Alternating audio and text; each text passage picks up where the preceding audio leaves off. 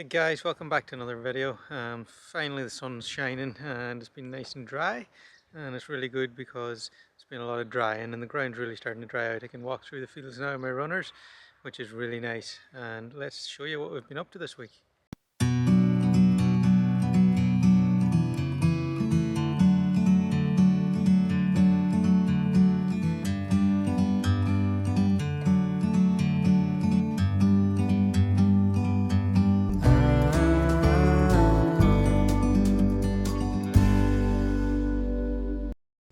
Aha, so we've got the tunnel pretty much cleared out, and there's one little corner here, and what we're doing is it's pretty good stuff. It's well broken down, so we've just been putting down a layer of that first and then compost over the top. I'm going to put one more bed in here. I'm putting in really wide paths in here because we're just growing veg for ourselves, so we don't need that much tunnel space. We'll put in one row with tomatoes and cucumbers, and we're just going to be putting odds and ends in here, food that we need for ourselves. So with the kids in the farm and everything, I'd rather put in a bit slightly wider path so they can run around in here and there's no damage of them going in on the bed. So we'll probably just put another one bed in here and make it nice and comfortable for walking around. As I said before, I'm keeping this whole area. I'm going to wood chip this, and it's just an indoor area in case if there's bad weather we need an area to store stuff. If there's people here and we want to work inside, it's just nice to have that extra, because when you're in Ireland you got to plan for having rain. So it's just going to be a nice indoor space, and if it's a nice day outside, then the Polytunnel will be too warm to work in anyway, so we work outside. And if it's pissing rain, well, it's going to be nice and cool in here anyway. So that's the plan. We've still got to get these beds finished off, cover all this in wood chip, get all this stuff put away, and then I want to put a big door in the back here. This tunnel is 50 feet long and 30 feet wide, and it's too big a tunnel for the little ventilation that's here, so I'm going to actually put a whole door in this wall. And we generally get a breeze that comes in from the front, and I'll see how that improves it. Ideally we probably would have side venting on this, but as we're not commercial growers, it's not the end of the world. This is our compost pile. I'd say we've easily got about 30 cubic meters there, and I've made this into a big pile. It is probably going to overheat. In fact, I know it's going to overheat, because if I look here, I've stuck a thermometer in, and this stuff just got topped off yesterday, but it's at 45, and I reckon in the center that's going to be closer to probably 65, 70, which is at the optimal and almost over. So I'm not too fussed about it. I'm going to leave it uncovered for a few days and get some rain on it, because it's still very dry. So I'll just let it get some rain on it until I'm happy with the consistency, and then we'll cover it over with a tarp. As I said before, I'm not in the compost making business, so I could do a way better job with this, but I just don't have the time right now. Maybe in a few years, when I've got less projects at the farm and more time on my hands, I'll make a better system for doing my compost. This would definitely be better in smaller windrows, small long windrows. I'm just tight for space, to be honest. I didn't want to take up too much space right now. But maybe in the future I'll get hire in some little loader and make a nice area where I can make nice run rows and maybe move them whenever they need to be moved. But that's going to be our compost for next year. I'm here at my dad's farm, and I did splash out and I bought myself a wood chipper. Now this was reasonably priced, and I figured I buy a lot of wood chip at the farm. I have a bit of a carbon addiction, and we've got a lot of brush and bushes on the farm we need to chip, so it was kind of worth the investment for me over the long term. And this is only a small, it's up to a 4-inch diameter chipper, but it's going to be absolutely perfect for me. And I've just been assembling it here and messing about with it. My dad's got a tractor, so I can use that. It's PTO driven, and you just jam all the brush in here, and it's got a massive flywheel with 2 cutter discs on it, and it shoots out the wood chips here, and you can tow a trailer behind so that you can blow into your little trailer, or you can put a little bag system on this. Hopefully in the next couple of weeks we'll get it up to the farm, and we'll get all the bushes that we have piled up around the farm chipped up, and we'll use that chip then for making paths.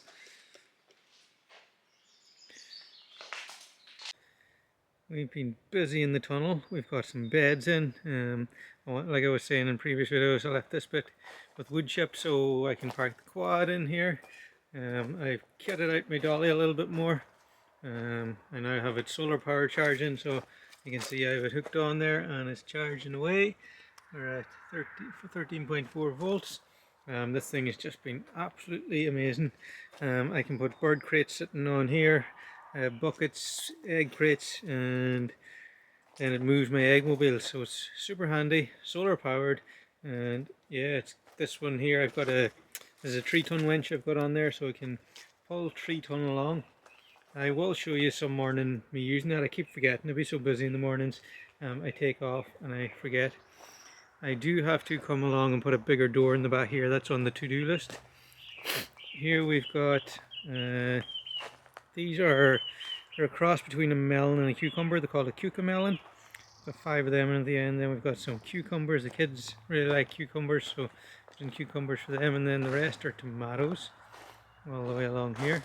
And now these poor guys, they were in the window of the house for way too long, but they're in there now, so they should take off. We've got some aubergines over there and some pepper plants. I'm going to put them in along here, and we can trellis them up to that hole there. That other stuff that's there, that's all flowers and random stuff that needs to go in the garden out there. Let's go down and see the layers. These guys are using the shade of the egg mobile to just chill out. Now if any of these guys are interested, hey guys, pretty quiet. I've already collected the eggs in here, but if anyone is interested, if anyone's doing layers on their own, this is a must-have setup. So totally automated, nest boxes, tilting, door. I won't close it now, but because there's birds there. But everything is automated. Door. What have we got? Door, nest boxes, lights, nest box tilt, all on here with our charge controller. And we've got our fence on the outside. I've made changes there. That's our switch for our fence on, fence off. And we've got our solar panel around the front.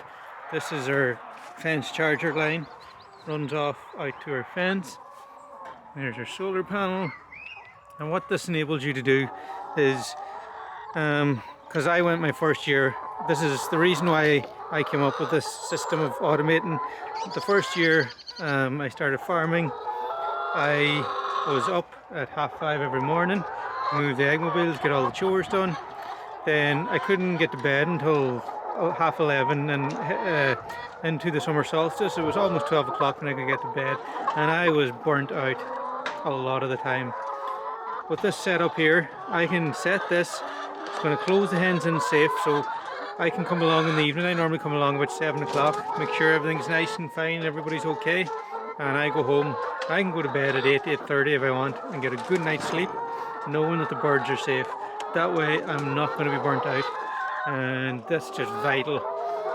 So if you want to see how to do this, I have my online training which goes through step by step. It's absolutely simple. It's a couple hours tutorial videos. All the parts that you need are on there, and how to put the whole thing together. And once you learn the principles, you can do it yourself. Then you could use this for so many different applications in a farm. But absolutely it's made farming possible for me without burnout. And the extra time that saves me, and the energy, really it's energy it saves me by getting a good night's sleep.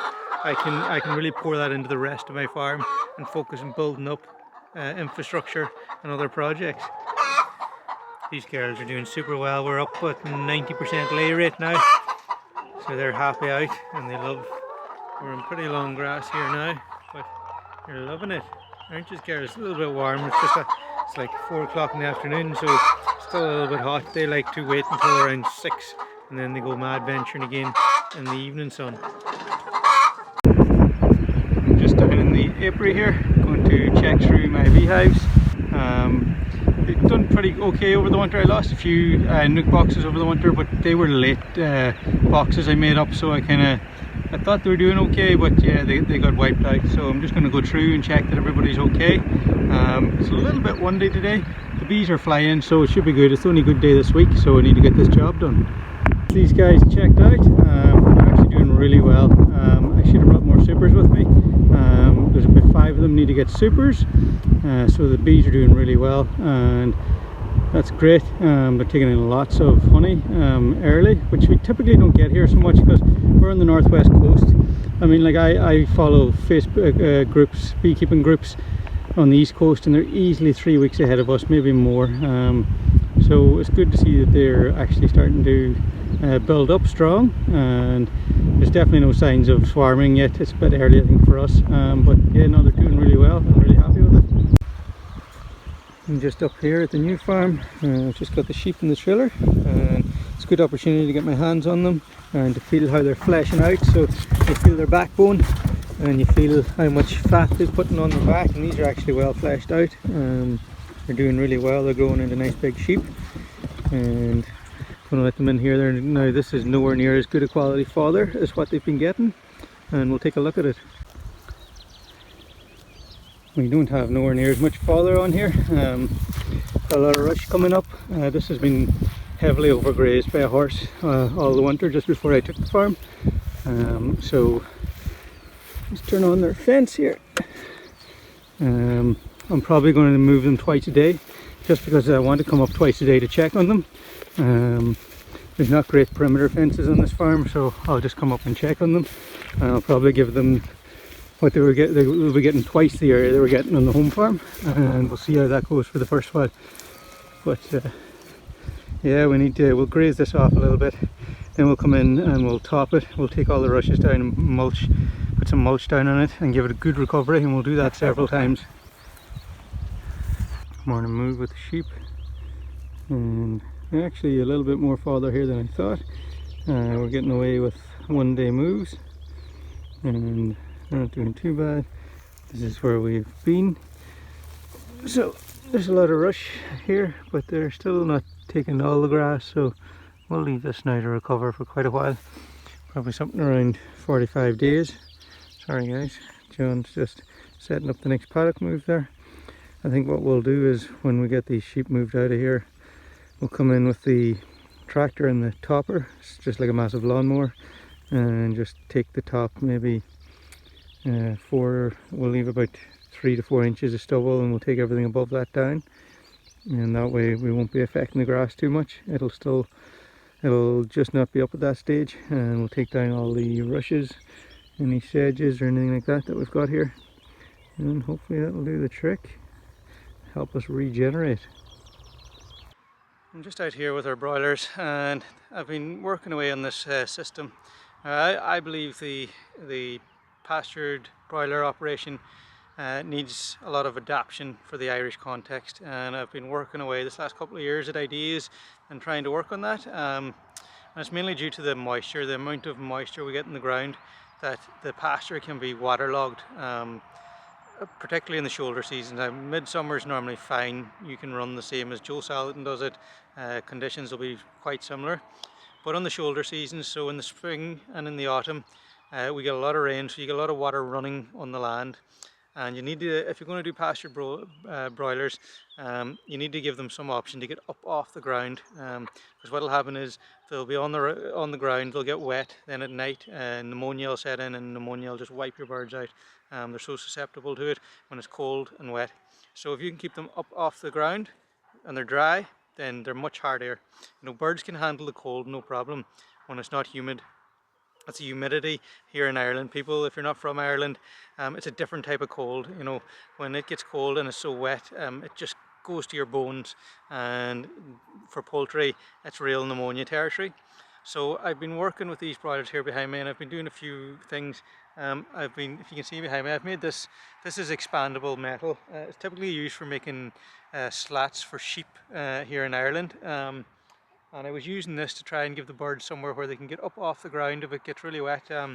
Last week we had a couple of really bad days of rain, so a lot of the pasture was waterlogged and there wasn't many areas for the bird to go. Now most people in this instance would typically just put out some straw for them. that's not really realistic here in Ireland. Like you could get it's so on and off, and there's no real pattern to it, so you'll be running with straw a lot of the time. So I think I need to find a more permanent solution, and a less. I would just end up with big clumps of straw all over my pasture that would take a long time to break down. And I would start straw is actually going to be really hard to get now because it's not going to be as readily available as grain producers are being made till it back into the ground. So I started with this mesh here for the broilers, but the thing is, they're not used to it. You know, they're when they come out here, they're 5 weeks old, so they had no interest in sitting on it. Probably was a little bit uncomfortable maybe to them, but they just weren't interested in it. They just wanted they would sit in the wet ground as opposed to sit on this, and that got me thinking. Okay, I need to train them maybe earlier, and then this wouldn't be as much of a problem. So let's go take a look at what we're doing now. I really love this system with the space it gives the birds though. They can move around, do whatever they want, so it's really good for that. And they're pretty trained from the Salton style chicken tractor to, when it rains, go for cover, and that's mainly due to the one quarter of the chicken tractor's roof being mesh. They know to get out of the rain. So really happy with the system so far.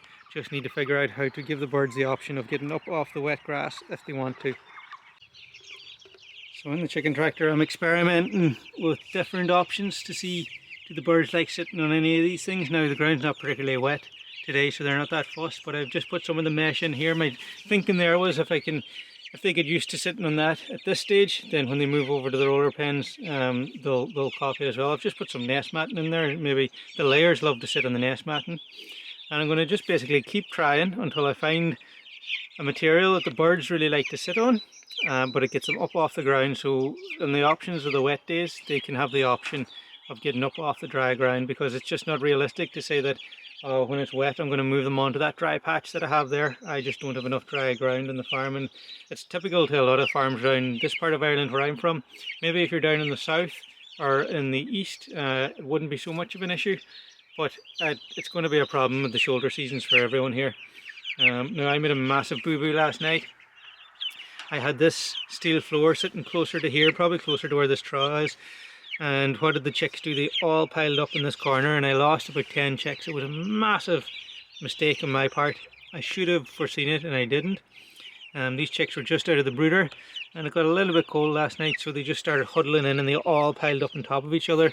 And basically, 10 chicks got squashed down the bottom. Now that was completely my fault, and I really need to reflect on that now, and I'm really determined to find a solution to this, so that that wasn't a waste. And you just got to be careful with your little chicks that you don't create like this straw probably isn't ideal here because it's creating a little bit of a corner. Maybe we should move this out a bit so that it's nice open areas and the chicks aren't drawn in, and you can see they're spread out quite a bit there, which is good to see. So yeah, that was a hard one for me to take, and I need to take some learning from it, but we have to move forward as well. It might even be the case that I need to start the training for this in the brooder, and I'll keep you updated on how I'm getting on. I'm just going to keep trying and trying until I find something that works for them, and I just worry about when the weather gets really wet, that the birds won't have somewhere dry to be. And if I really can't find anything, I'll just carry out straw to them. But I would really like to find a solution that I can move along with them that's reusable and that works for the birds and works for me. So I'll keep you updated on that. Our broilers have been, well, they've been problematic this year. Just I suppose we've been making a lot of changes to our system, so we've been going away from what we know, and other little things that have just, all these little things add up. But we're working away at them. We're slowly fixing any little problems we're having, and I've been trying to train, if you remember from the other video, to get them to use this flooring. Luckily we haven't had very wet weather, but I want to be in the event of wet weather, to be able to get the birds up off the ground. So what I do is I put the feeders up in the mesh and get the birds used to walking on it, so that hopefully if they need it later in life, they're well used to it.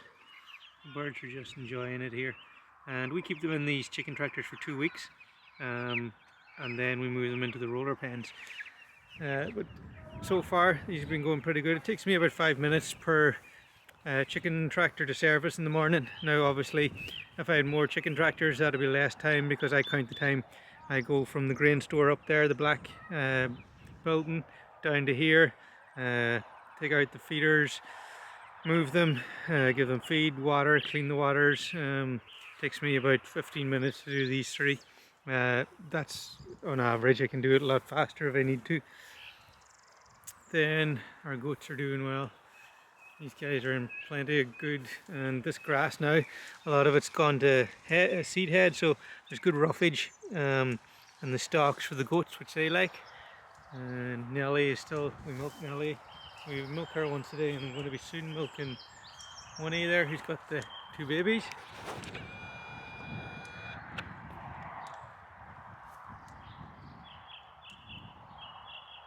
She's got a good elder milk. And for anyone wondering, they're still using the gobbledygook. Turkeys are coming in about a week's time. So, yeah, less than a week, and that's going to be exciting. Now these guys are going to lose their shade mobile, and I'll have to make another one for them. But if anyone's wondering, this is poultry, 50 meters of poultry netting, and the goats keep them in fine as long as I keep it hot. I had to steal that charger for a little while, a couple of days, and that was problematic. So as long as you got a good spark, the goats stay inside the poultry netting. Don't you? You troublemaker.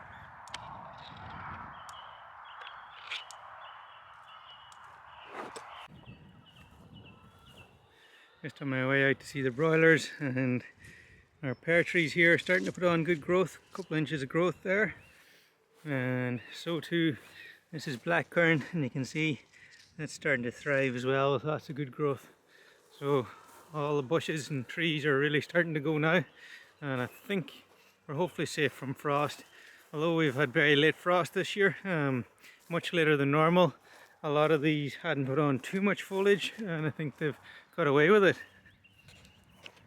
So this is our roller pens here, and one of the problems we're having, and the reason why I keep the birds in the chicken tractors for 2 weeks, is aerial predators, and we're having a bit of a problem with crows. One day they were coming in, so we put up a little scarecrow here. I think my longer term solution is maybe to get a yard goose or a gander.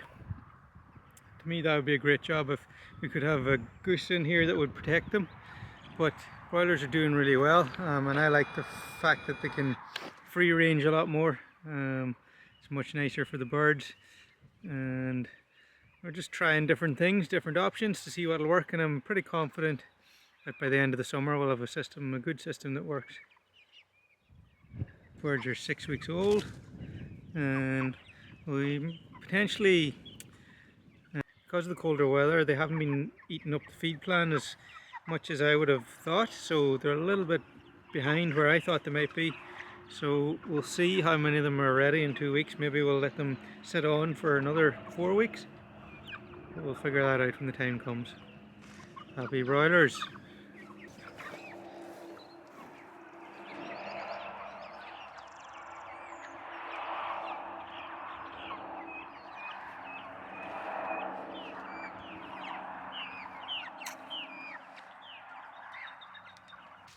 That's it for me, folks. Just a quick update, and our pastured poultry training is now over half full, so if you're thinking about signing up to that training, I recommend you get in soon, or it'll be full up, and that's going to be really exciting, and we'll be able to share all our new findings on the broilers with you guys that are coming on that course. So looking forward to that, and I'll see you in the video again soon, guys.